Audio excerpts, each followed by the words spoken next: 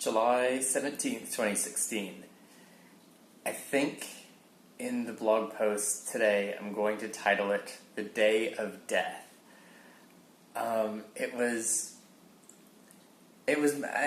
That's only really just up until the afternoon, but it started off with me getting up and taking the train out to Pompeii. And Pompeii was a lot bigger than I thought it was. I thought it would just be like a few little houses here and there and maybe the center of a village or whatever, but Pompeii is ridiculously big. I didn't even get close to walking up and down every street and seeing every single thing that was there. It really must have been a huge, big city. And so I went and I hit up a lot of the bigger areas, and saw some of the statues, and I went to a garden where the people had been. You could see their mummies, because the lava flow had gone over top of them and kind of mummified them. Sort of, not really. But yeah, you could see them all crouched down trying to get away from the lava from the nearby volcano. And then, so that took probably a couple hours, and then I took the train back into Napoli.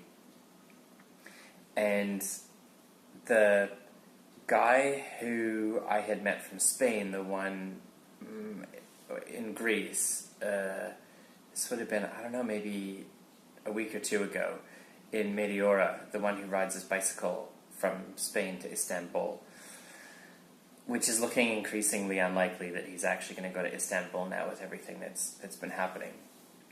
Anyway, he had written down on this piece of paper, he's like, "Ian, you must go too," and he wrote it down, and I took a picture of it, and I'm like, "Okay, I'll go."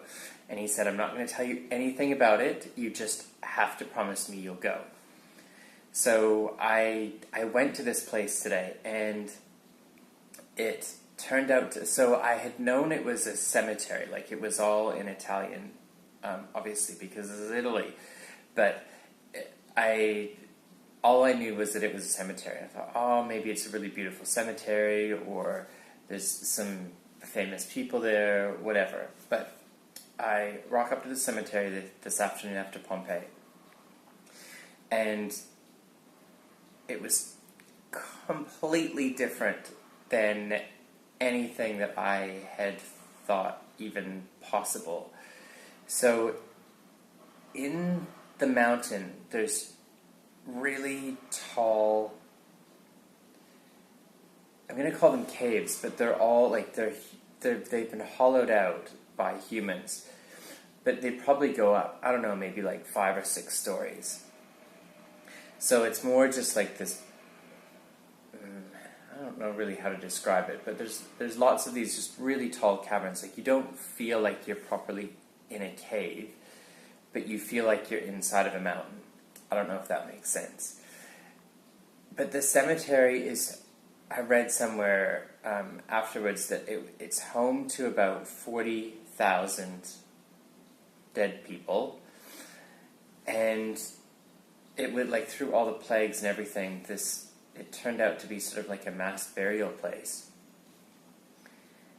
And it has 40,000 people's bones that are all stacked up on top of each other. So and it's all just out everywhere. And I did reach out and touch a skull. This is all for real. There's nothing made up. There's nothing. It's just bones of 40,000 dead people.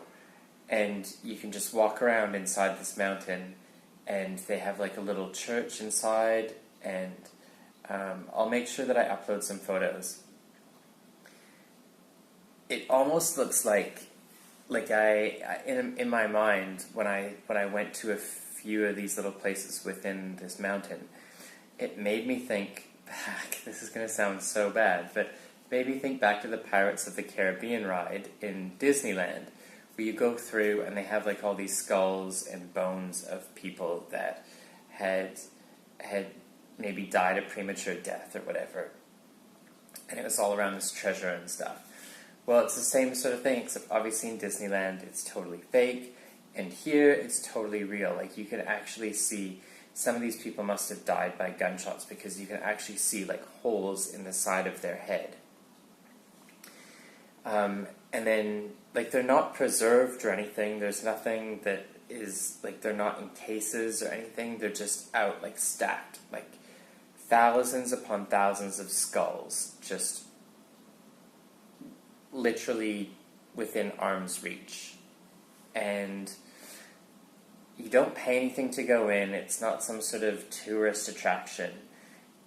You just walk inside this mountain, and it's all quiet and peaceful, and there's barely anybody there except for the 40,000 dead people. So it was, yeah, like, I'm so thankful that Raul, this guy from Spain, had told me, Ian, you must go to this place, because, and he really didn't say anything about all these bones or anything. He's just like, just go. And it was a little bit out of the way. Like, yeah, I had to take the metro for ages, and then walk down to the base of this mountain, and then before I went inside. So it was probably like 2 hours for me to get there and back to the central the central station. But oh my goodness, it was so worth it. So incredibly worth it. And then after that, I decided that so today was like my second pretty much full day in Napoli, and I thought, if I could easily spend so many more days here. I love this place. But I thought, if I love this place, and I've spent 2 full days here, what about Rome? And how many days might I want to spend in Rome? And I thought, well, I'd at least probably want 3 in Rome, at least. But if it's anything like Napoli, I might want even longer. So I kind of felt obliged to leave Napoli and head up to Rome. So I went through all the trains that were leaving this afternoon, and me being cheap, found the cheapest one. The normal trains they cost 44 euros for the lowest class that you can get. So the cheapest on most of the trains that are going, 44 euros. So I thought, well, it's only an hour by high-speed train. So this is like an ultra-fast high-speed train that most people take. And then there's this one train that was 11 euros. And I was like, well, I'm going to take that one. But it said it was only going to take 2 hours and 50 minutes. And I thought, well, that's totally doable. That puts me in well before sunset to Rome. But it was a local train, so it stopped at every single station, which normally I'm fine with. Like, I am quite happy just to sit there and stare out the window. And stare out the window I did, because the 2 hours and 50 minutes became more like 4 hours by the time, like, we left maybe 5 minutes late. And then at the main stations, they'd say, they're really good for communication, and they say, like, oh, this is train number blah blah blah going to Rome, and this train is currently 5 minutes late. And then, like, as the hours passed by, it was like, this train is now 50 minutes late, blah blah blah. So I still managed to make it in for sunset, but it would have been, yeah, like 8:30, I think it was. And then I was hungry, so I just went to go get dinner. And so in Napoli, like, my staple food was the pizza margherita, the standard fare street food. You can get it anywhere for €1, maybe €2, and then some of the pastries and stuff. And then in Greece, it was like the gyros pita and the Greek salad. Well, in Rome, I was like, man, I still haven't had any pasta, like, not even a bite of pasta yet. So I found the place that I'm staying at tonight, and then I walked across to the like 2 blocks away and found this little restaurant pizzeria thingy, and they served me a plate full of lasagna, and I was totally in the mood for lasagna. Didn't want spaghetti, didn't want anything else. I just want some lasagna. So I've had my very first lasagna, my very first pasta in Italy, and it's here in Rome, and it was really good. I mean, there wasn't anything, like the pizza here is definitely a lot different compared to Western pizza, but then the lasagna was fairly similar. Like it was very obviously a lasagna.